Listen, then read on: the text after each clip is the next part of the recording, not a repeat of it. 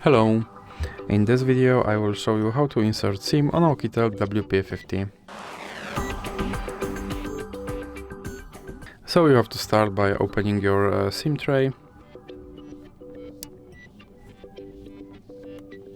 And now you have to use your SIM tray key to pull out your SIM tray. And you have to place your SD card and SIM card on SIM tray like this.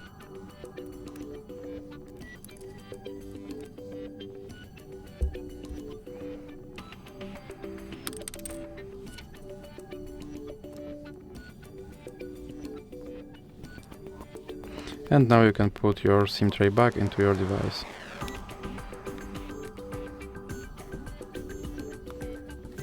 And now let's check if my SIM card is working.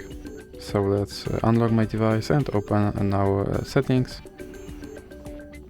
And let's go to SIM card and mobile data.